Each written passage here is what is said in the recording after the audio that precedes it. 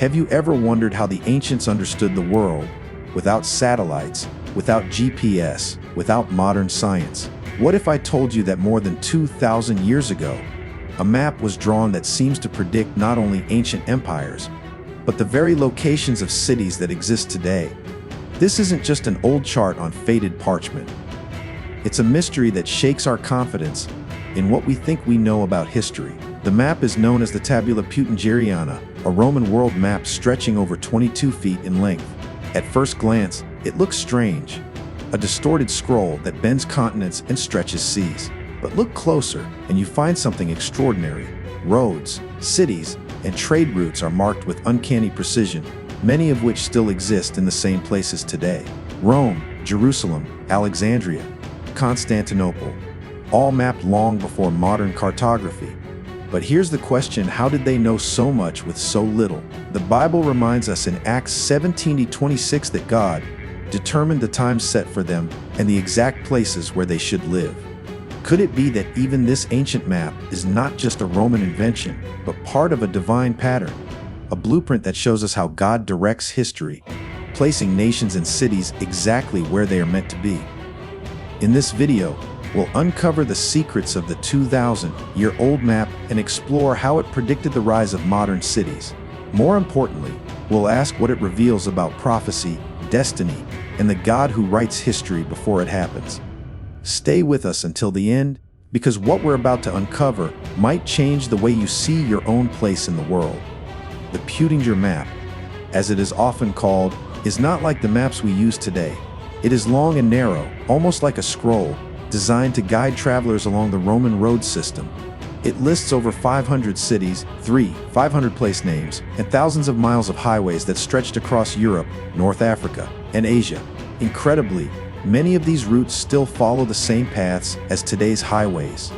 The roads of Rome became the backbone of modern civilization. But what stands out most is the way it highlights certain cities, not just for their political importance, but for their spiritual significance. Jerusalem is placed at the very center of the map, a reflection of its importance even to the Romans. Ezekiel 5:5 declares, "This is Jerusalem, which I have set in the center of the nations." Even the Romans, who sought to crush and scatter Israel, unknowingly acknowledged its central place in the world. From Jerusalem, roads stretched outward in every direction, connecting empires. Today, those same routes form the basis of major highways and trade corridors. The map shows that long before globalization, God had already positioned His chosen city as the crossroads of the world. Think about it, the Romans intended the map as a tool for soldiers and merchants, but in God's plan, it became something more, a visual prophecy, a reminder that He directs not only the rise and fall of empires, but the placement of every city and nation on earth. Move further across the scroll and you'll find Alexandria, the great Egyptian port. On the ancient map, it stands as a hub of learning and trade, and even now, the city remains a major gateway between Africa, the Middle East, and Europe. Then there is Byzantium, later called Constantinople, today known as Istanbul, the bridge between East and West. On the Peutinger map, it is highlighted, as if the ancients knew it would become one of the most contested cities in human history. How could they see so clearly?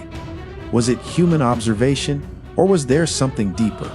A trace of knowledge passed down from generations long before Rome.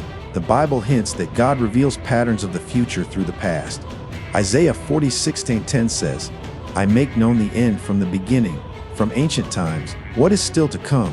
Even secular historians admit the map's accuracy is unsettling. It places cities like Cologne, Lyon, and Vienna in locations that perfectly match modern urban centers. These were once frontier outposts of Rome, but today they are thriving metropolises that still follow the same lines of influence drawn thousands of years ago. The map is more than geography. It is destiny traced in ink. Archaeologists debate how the Romans had such precision. Some say it was trade knowledge. Others suggest older sources were used, possibly from Greek, Phoenician, or even lost civilizations. But the Bible shows us another angle. God has always ordered the steps of nations. The cities that would shape history were already being marked long before they rose to power. When we look at this map, We're not just looking at Roman planning. We're looking at a prophetic outline. Consider this: the roads on the 2000 map were the very same roads that carried the gospel of Jesus Christ to the world. Paul traveled Roman highways to spread the good news. Letters that became part of the New Testament were delivered along these routes. What Rome built for conquest, God used for redemption. The placement of cities like Corinth, Thessalonica, and Ephesus, all present on the ancient map, became the launch points of the Christian faith. These cities were not accidents of history. They were chosen platforms for a message that would change the world. And what about today? The very cities once marked by Rome continue to shape global events. Jerusalem remains at the center of world conflict and prophecy. Istanbul still guards the bridge between continents. Rome remains a hub of religion and influence. The map reminds us that God does not work randomly. The places of power today were already known long ago.